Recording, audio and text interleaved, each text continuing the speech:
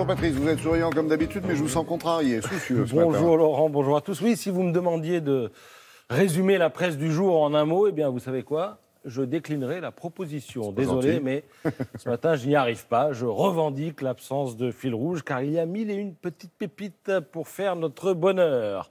Et à propos de bonheur, commençons par celui intense des Lyonnaises, triple vainqueur de la Ligue des champions de foot. Ce dont les hommes nous privent depuis tant d'années, eh bien les femmes nous l'offrent au terme d'un suspense comme on les aime. 4-1 après prolongation contre les Allemandes de Wolfsburg.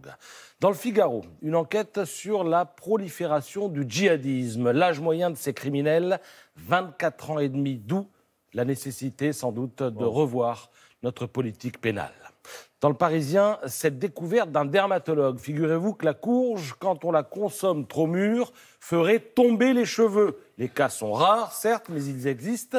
Méfiez-vous des courges quand elles sont amères. Voilà le conseil du Parisien. Dans Libération, une double page délicatement illustrée pour nous informer de l'explosion d'une pratique érotico-mercantile. De plus en plus de femmes monnaient leur première fois, la virginité, aux enchères. Un site allemand s'est spécialisé dans la mise aux enchères de la virginité. 400 candidates l'an dernier, près de 20 000 aujourd'hui. Et demain, je vous pose la question. Et puis, n'oublions pas Roland-Garros, ça commence après-demain. On apprend à cette occasion que Gaël Monfils n'a pas que le tennis dans sa vie. C'est un passionné de finance, il boursicote, jongle avec les crypto-monnaies et prépare sa reconversion en trader. Il faut reconnaître que c'est plus facile quand on a déjà empoché 12 millions d'euros de gains pour démarrer. Des euros ou des balles?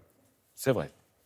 Alors, à propos de gros sous, j'ai une histoire à vous raconter. La scène se passe à l'aéroport Charles de Gaulle. Un passager tue le temps dans le lounge VIP de la compagnie Fly Emirates et en attendant d'embarquer pour Dubaï. Et puis soudain, une équipe de l'Office des stupes rompt le calme feutré des lieux et fonce sur le voyageur en partance.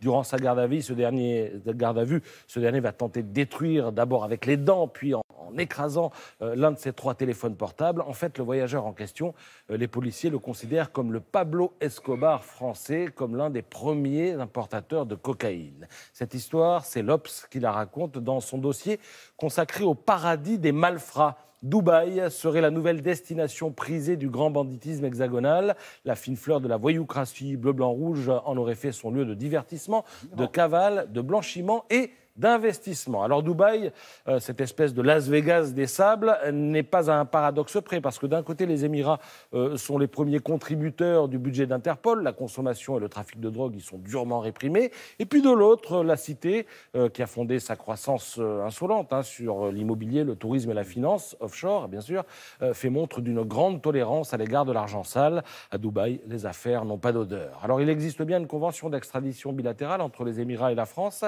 Elle a été signée en 2007, mais elle est toujours en cours de ratification, donc je crois qu'on va attendre. Sur place, pas d'impôts, peu de taxes, des zones franches en pagaille, discrétion assurée. Dubaï a tous les symptômes du paradis fiscal, mais miracle ne figure sur aucune liste de paradis fiscaux. Il est vrai que les Émirats ont de l'influence dans la région et que la géopolitique prime sur tout le reste. C'est à lire dans l'Obs sous la plume de Vincent Monnier. Merci beaucoup Patrice.